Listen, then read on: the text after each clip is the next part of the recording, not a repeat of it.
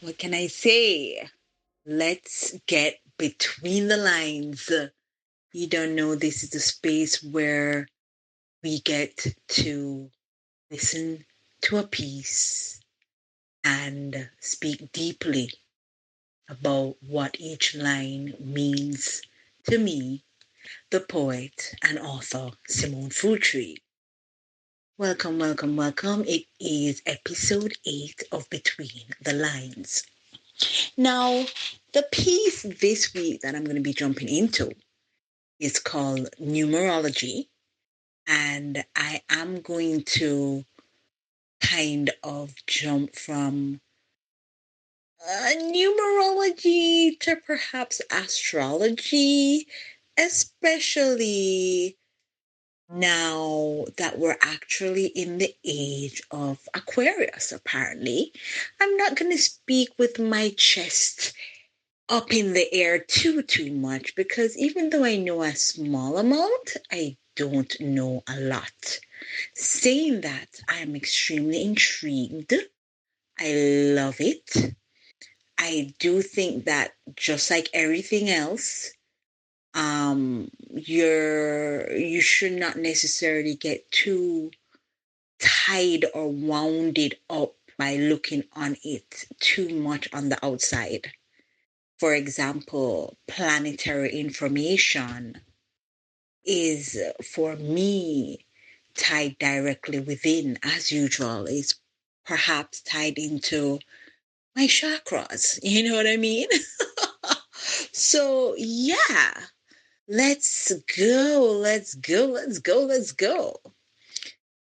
Numerology by Simone Frutree Diwa. You don't know, this is your girl Frutree, and I am forever blessed. I can give you fruits, but you have to do the rest. The equation is added in such a manner. Your date of birth, day plus month plus year, added together to form your life path number. Mine is 3. The creative child, so artistic, the number 3 speaks volumes, attracting others as they wonder how to trap the social butterfly who may be hurt, because amidst all that light lies hidden self-doubt and even hate that traps the 3 in a life cycle filled with weight. Procrastination, which triggers depression, allowing escapism to come in any fashion. Drinking, my best pathetic passion, numbs the pain. Even if it's for a short time, I actually own it as mine because I forget the pain when I'm buzzing. I just want to stay on cloud 9. It's been a few months since the awareness of the breath has lightened my stress. I've been soul searching, asking longing questions, and actually waiting on my symbols and answers. This is one. I went to the store to buy shower curtains and mats, felt a light push to the counter instead, saying, "All right, Dunsbat, here's your challenge. Buy a book, 2 pens, and go home. That's where you'll spend your time. You're here to write, not to be a sheep or a yes gal all your life." Thank you. So that's that piece, numerology. All right. This one,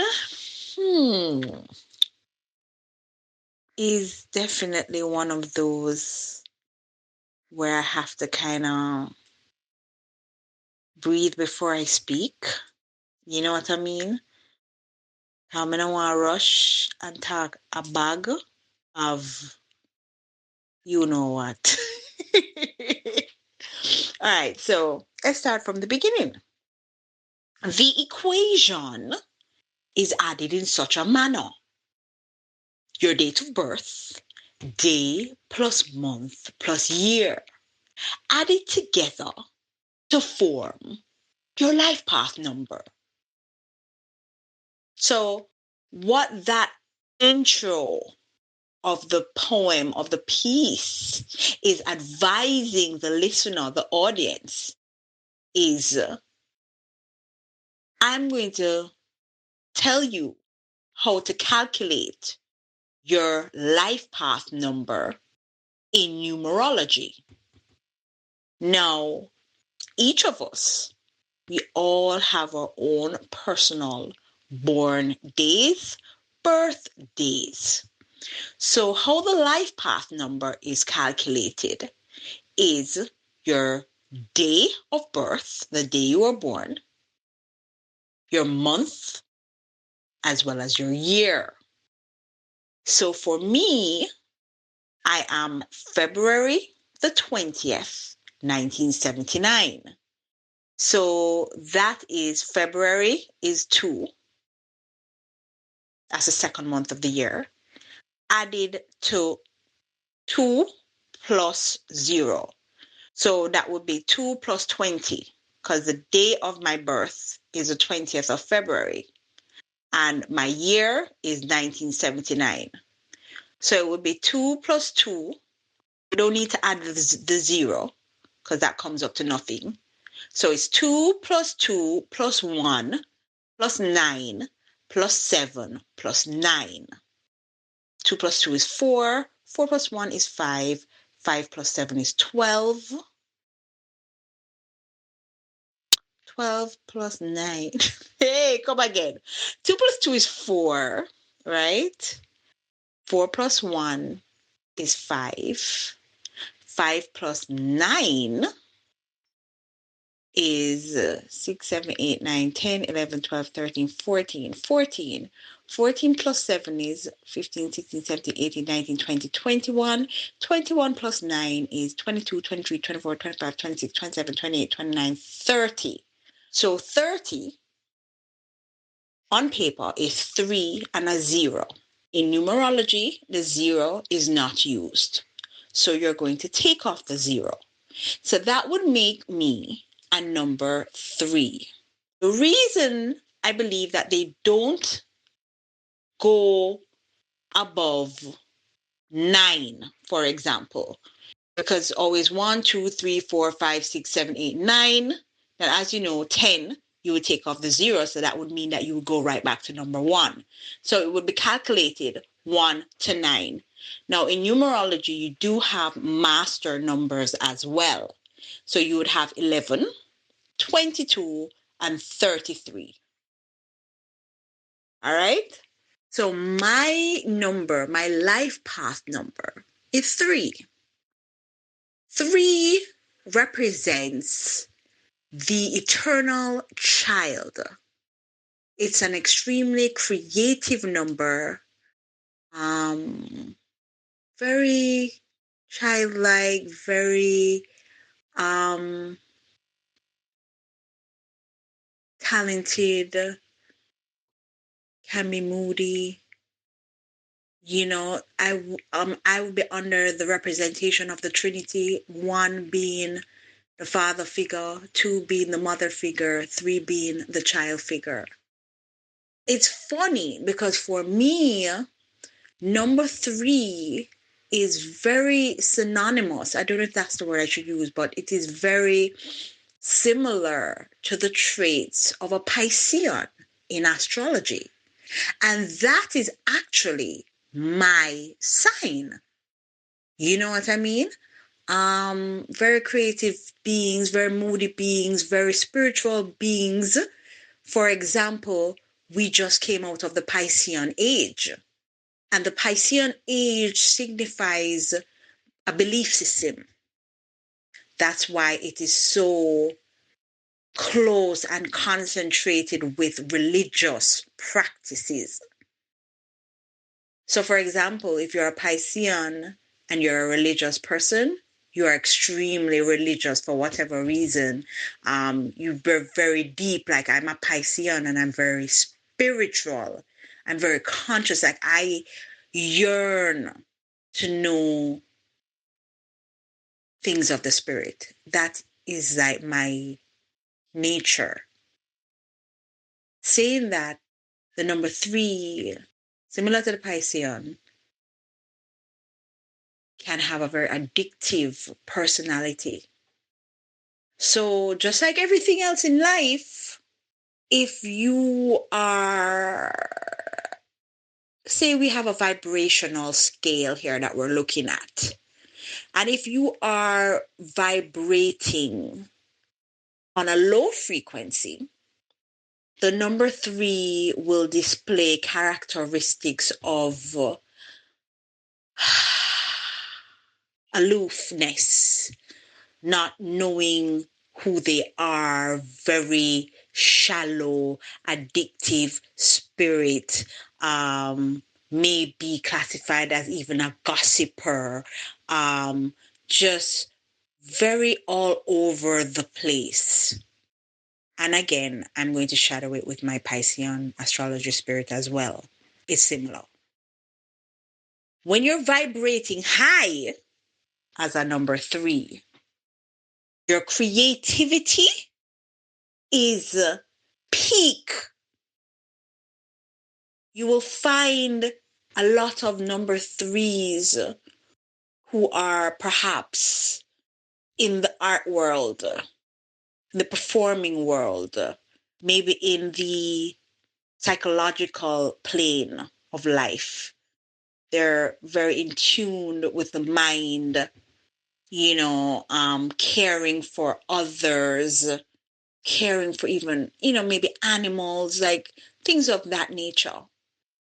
Think of a Christ-like persona, right? So it is crucial for a number 3 to be vibrating high, to get the best version of themselves, to basically be creating miracles and magic in their life every day.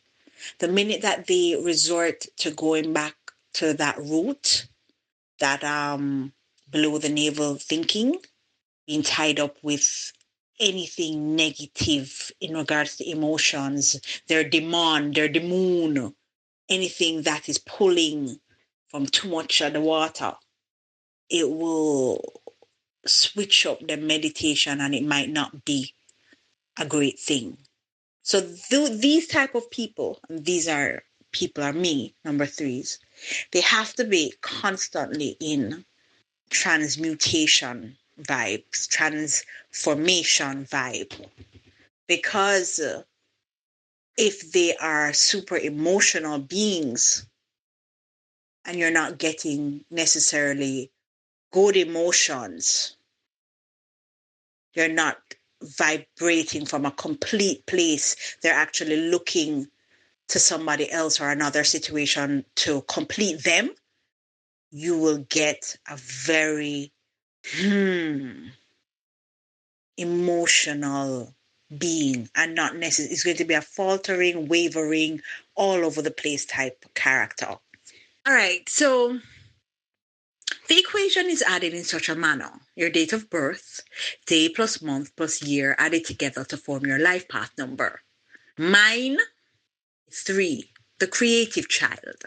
So artistic, the number 3 speaks volumes, attracting others as they wonder how to trap this social butterfly who may be hurt, because amidst all that light lies hidden self-doubt and even hate that traps the 3 in a life cycle filled with weight. So these lines are actually speaking about the super potential of a number 3, right? But I think I was speaking about the number 3 even though I'm speaking about it at its super potential, I'm actually picture a being looking up at the same being, which is of itself, but one is extremely low and in a very limited mindset, looking up at a limitless mindset. So I am looking at my super three from a lower threes perspective. So I'm like, wow, look at her, you know. It's like I'm saying, yeah, everybody wants a piece of her because she's so artistic, she's so creative, she's so talented, she's so beautiful in spirit. People actually love to be around her. They feel and they know that she is an awesome being. But then the number three that I'm looking at this kind of like is this real? Because I'm looking at it from so low. You know what I mean? I'm looking at it so limited, like, yeah, but they just really want her because they want to take from her. They don't know that she's not even who she says she is or who she thinks she is. So this is me probably looking from my past to my future here, looking at me like, yeah, them don't even know, say, all she do is procrastinate. All she do is stay in a depression. All she do is live in her fear. All she do no know nothing about herself. On top of that, she's a drinker. You know what I mean? Is a woman where will take to the drink. If she's not in a good space, she will drink. And she will go on that cloud nine, as she says in the poem. And she don't want to come down. Because that is where she feels like she's okay, she's happy, which is just a place of scarcity. Okay, I'm not in a good zone here. Let me go have a drink. I'm not gonna lie. I remember those days. I'm not saying I was a full blown alcoholic. I'd be lying. As a social drinker, but I was a drinker nonetheless. I remember loving the taste of alcohol and loving to be in a social environment and somebody saying, Simone, you want a drink? And I'm like, yeah. And because I like the taste and how it made me feel, I would not necessarily know when to chill, when to stop. So yeah, I have some stories. Let's just leave it at that. The great thing about my stories is that it's always comforted and protected with good friends, good people around me. But yeah, I'm not sure why I wanted to drink. Half of the time, I don't even know why I felt like I needed a drink. So it's just to show that at that space, I guess it's a space like similar to what I was speaking about in episode 7 on my journey in life. Not knowing myself and really not knowing my purpose and not knowing what I'm really here doing. I was just bouncing around in my aloofness, in my hey, in my yeah, but not happy. So yeah, if I could take a drink, I would take a drink. Every opportunity, I would take a drink. Sure. I'm now 45, and the last time I had a drink was probably about a week ago. It was one red stripe. And after that one red stripe, that's why I know that I have changed so much. The transformation is loud. Like after that one drink, I was good. I just say, yeah, man, I'm good enough. I'm just say, you want another drink some more? You can. Where you going one? Where you going one red stripe? No, I said, no, man, I have a bottle of water now. I know my limit. I know and I understand myself. I also understand that that addiction that I had was an addiction to a spirit. And when I say spirit, I'm not talking about a PR demon or none of them something. You know, spirit. They are spirit. It's spirit. It will change your persona, change your mood, change your whatever. It affects your mood. And because I'm a water sign, going back to the Piscean segment, I am so attached to my emotions that when I'm drinking a spirit, it can and will affect me. So I have to be aware of all of those things. You know what I mean? So yeah, procrastination, which triggers depression, allowing escapism to come in any fashion, drinking, my best pathetic passion, numbs the pain, even if it's for a short time. I actually own it as mine because I forget the pain when I'm buzzing. I just want to stay upon cloud nine.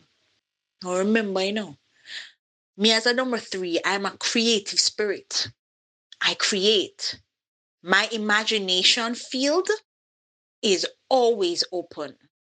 And even if you're with me, if you know me and you're chilling with me or whatever, if I'm quiet, I'm in my mind.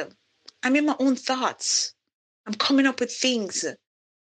Normally, for all the years growing up, when I was doing things like that, that was second nature to be in my imagination, in my mind, in my creation. I just wouldn't know how to manifest it. I wouldn't know how to put it to or bring it to fruition. I didn't know how to do that. So it was just this big waste of imagination. Now I know what to do. Now I know to get a book and write down what I'm thinking, what I'm feeling, any downloads at all that I get, anything that I see, any observation, it materializes quickly for me. I can make a note of that on my phone. My mind is open where that is concerned now. Back then it wasn't. So going back to the drinking, because I never know, because I was just procrastinating, coming up with ideas and not being able to implement them, to put them on paper, to even start, not even 1% of it, it would throw me into a depressive pool of feeling like I'm drowning, constantly just drowning. And when you're in a negative space, addiction is the worst vice, whether it be drinking, smoking, eating, whatever. Oh, yeah, that was definitely one of my vices too. I think I still suffer with eating, if I'm going to be honest with you. Oh, thanks, Simone, for bringing up and remembering that you have an eating issue too. Foodie general. Anyway, procrastination, which triggers depression. Allowing escapism to come in any fashion. Drinking, my best pathetic passion, numbs the pain, even if it's for a short time. I actually own it as mine because I forget the pain when I'm buzzing. I just want to stay on cloud nine. I just want to be in a delusion. You know? It's been a few months since the awareness of the breath has lightened my stress. So now I'm seeing I actually transitioned from the drinking and from the being depressed and hating myself and how I deal with things and my procrastination. There was like a transitional shift where I said okay, it's been a few months from that period to now this, where my awareness of the breath, I'm actually now aware of the power of my breath. It can calm me down. It can cease my anxiety. It can free me from fear. It can allow me to spend time with my higher self.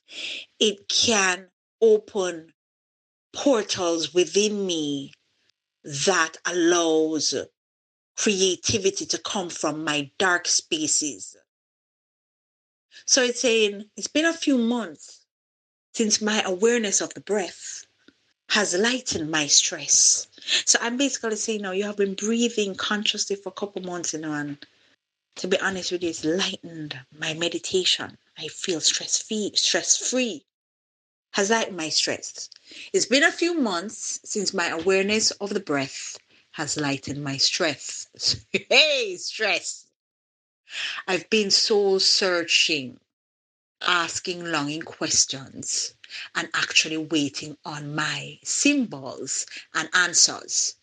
Now, every week I basically go into it reminding everyone of how I became a poet, how I became a writer in a dark place, literally logging out, clocking out from work and running home. I did not want to even look at people. I was running home. I remember it was only me and Celia, that's my middle child. She's a teenager now. Them time that she's about 5, 4. And on the weekends, her dad used to take her, because we were co-parenting, sorry. He used to take her for Sabbath. So I would have like a free time from Friday to Saturday night. And in the depression and in the foolishness what me I go on with, the drinking from work to that, whatever, the foolishness. I have a little spooky. They call it nothing, but it was just another distraction.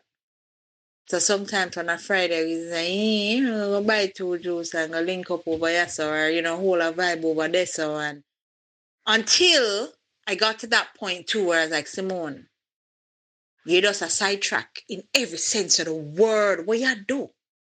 You have to just, so it's like there was this knocking on the back of my head, like, girl,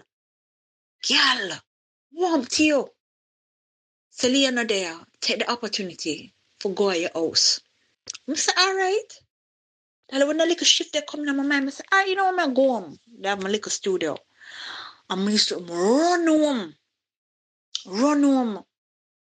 By the time I reach home about 6 o'clock thing, night I come down and thing, it get dark. As I lock the door, just turn off the light. I'd probably be to wash my face or something. Or I don't know if I used to get something to eat, maybe a cup of something. I don't know. But me just remember turning off the light. I had a one chair, I had a one bed, and I had a one bathtub. And those 3 spots were my spot. I would interchange them. So if it's not on the seat, may I sit down, I would make like a bubble bath, or I would lie on my bed. When I was lying on my bed, I used to just be in a position of, I would just dead still and not touching myself, in regards to my legs are like kind of not wide apart, but a little apart. My hands apart and my fingers were apart from each other too. And I was just there breathing in and out. And within my breath, I'm saying to myself, Simone, what are you here to do? What is your purpose? This cannot be eaten up, because you know and you can feel that something is wrong. Make me know, what am I here for? And within that period of time, within 2, 3 days,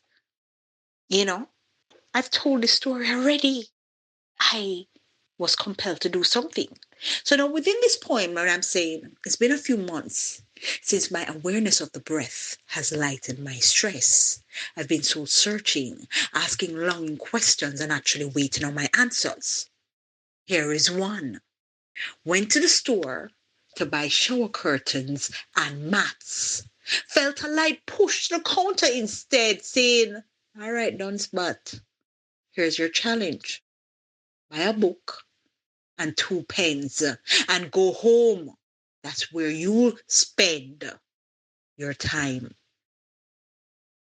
You're here to write, not to be a sheep or a yes gal all your life. So Numerology is one of the pieces similar to the piece that I did last week, Journey. It's fruit tree signature, finding myself, looking at myself raw in my naked space on every level, just in my pitch black darkness. And these words were just coming to me. And I just had my 2 little pens and my book, and I was just writing like a mad woman. Do you hear me?